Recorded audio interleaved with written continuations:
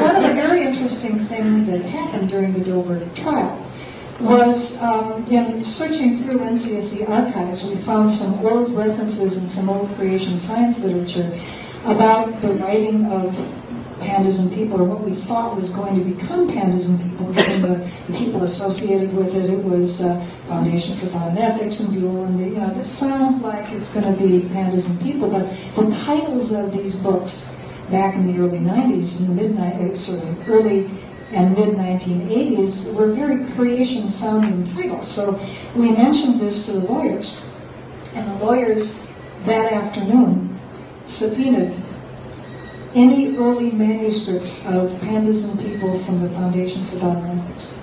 I would have loved to have been a fly on that wall when that subpoena came in, because I have a feeling that FTE knew at that point the jig was up, and I'll tell you why. So, of course, to their credit, they sent us the manuscripts. Of course, the first thing we did was we scanned them. Now, I'm sorry for the detail here, but this is relevant. There's a really good punchline, so hang in there. Down here on the x-axis, as we say in the scientific biz, we have the titles of the various early manuscripts of Pandas and People. Don't worry about it. It's I sat in back last night. I couldn't see anything anyway, but that's okay. You'll be able to see the fun stuff. But just to tell you, the titles of these books are very creation-sounding. First book is Creation Biology, 1983. The second manuscript, Biology and Creation, 86. Biology and Origins, 87. And then in 87, they changed the title of the book to Of Pandas and People. And there are two 1987 manuscripts. Remember that, because that's part of the fun, which we very cleverly here have called version 1 and version 2. And then in 1989, the first edition of Pandas and People was published, and then 1993, the second edition. Okay?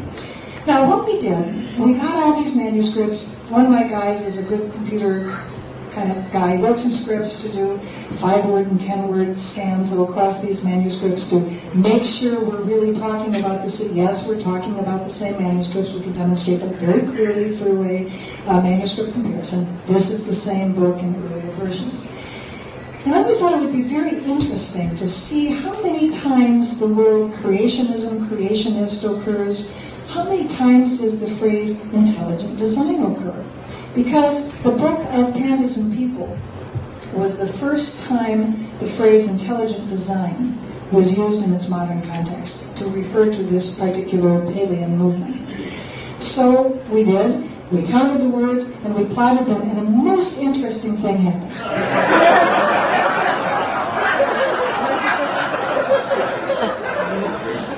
Even if we're sitting in back, you're probably guessing that the red line is the number of times that the word creationism or creationist occurs in these manuscripts. The blue line is when the term intelligent design occurs.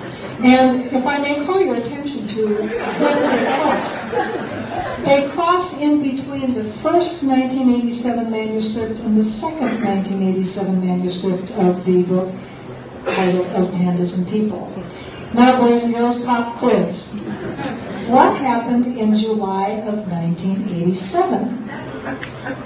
Edwards versus Aguillard, right? The Supreme Court case striking down creation science. Oopsie. All of a sudden, the word creationism disappears. Hypothesis, being as we are good empiricists, our hypothesis was that perchance they went through the manuscript and took out all of the words of creationist or creationism and replaced them with the phrase intelligent design. So we tested it, being good scientists, and what we found was in the early manuscripts a passage that read, "Creation means that the various forms of life began abruptly through the agency of an intelligent creator, with their distinctive features already intact. Fish with fins and scales, birds with feathers, beaks, and wings, etc." And in all the early manuscripts, this passage occurs, pretty much as we see it. In the first 1987 manuscript, basically the same passage occurs. Creation means that the various forms of life began abruptly through the agency of an intelligent creator with their distinctive features already intact. Fish with fins and scales, birds with feathers, beaks, and wings. We're going to have a T-shirt with that. My friends, this is the missing link. And just to be totally redundant here, please note again, we're talking 1987, and you all have memorized now Edwards versus Aguillard is 1987. Here is the 1987 Pandas and People manuscript number 2. Intelligent design means that the various forms of life began abruptly through an intelligent agency, with their distinctive features already intact. Okay, now let's have the chorus. Fish with fins and scales, birds with feathers, etc.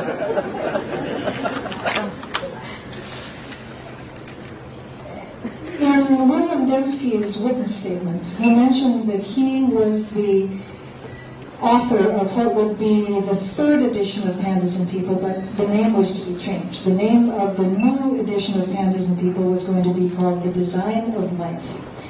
And so, since it was mentioned in his witness statement, we subpoenaed it. You know it's coming, don't you? I wonder, thought we, whether this fish with fins and scales is possibly in the design of life. Some religions the various forms of life began with their distinctive features already intact all together. Well, fish with fins and scales, birds with feathers and wings, animals with fur and he ran a tight courtroom. We were all extremely polite. The lawyers made sure that we were on our best behavior. They said, no eye rolling. No matter what ridiculous things you hear on the stand, you just sit there like little boy in Girl Scouts and mind your manners. So we were really nice. We were really we didn't do anything. But I was sitting smack in front of the judge. I mean, I was sitting about as far away from the judge as I am to that camera. And I was watching him. He was a poker face. You could not read this guy. It drove me nuts. There'd be all this testimony. You'd be watching. I can't tell. And so we showed him all these maps, with the lines crossing and the fish with fins and scales and changing of the words and everything like that. And when we showed them when we showed the judge that slide where the lines do like this, one eyebrow went up.